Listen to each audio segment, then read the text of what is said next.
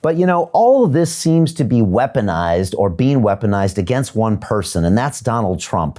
And, you know, you recently came out on your show saying we've got 100 days left to make one of the most important decisions in America, in the world. But you knew him way before he became president. And I'm wondering, maybe we start with that. I mean, you know the man behind the office. What's he like as a person, and what have you seen him become, you know, now that he's been in the spotlight and has had so many battles to fight? You know, I met, Brian, I met Donald Trump about 30 years ago. My then husband was one of his lawyers as he was doing real estate development throughout New York.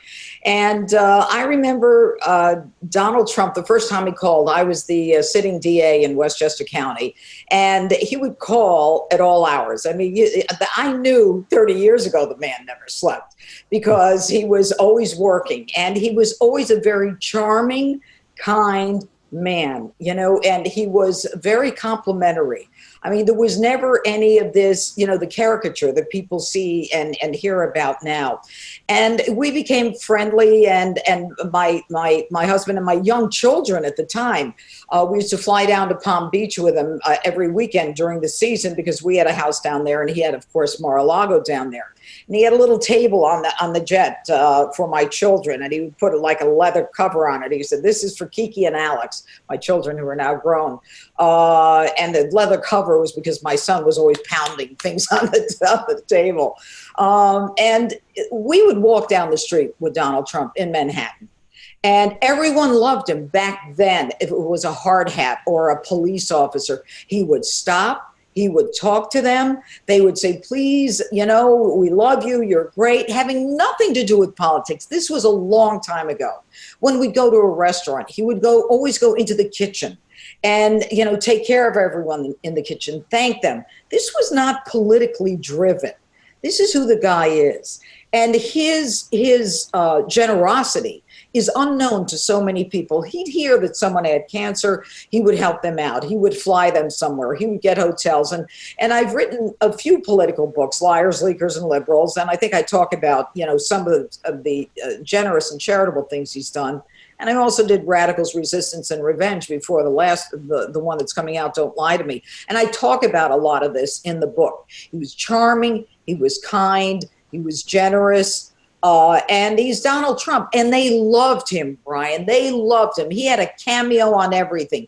Everyone in the movies, in theater, in the music industry, in the gaming industry, he was the shining star.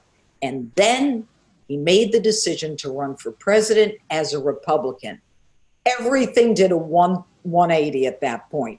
Then he became this despicable, horrible human being, which shows you how really shallow the same people are who loved him and wanted to be part of his life, wanted him to be part of their shows or whatever they had going on.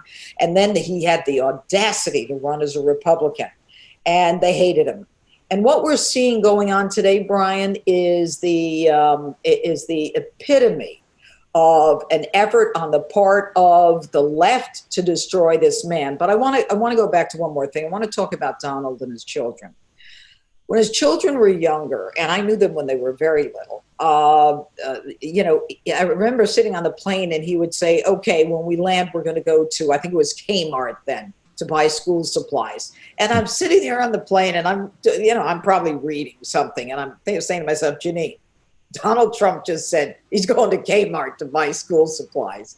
Or he would say to one of them, if they got, you know, mean to the other kid, he'd say, "You just lost your allowance." And I thought to myself, he teaches these kids about, you know, and they have consequences if they don't behave the way he wants them to. He's a good man.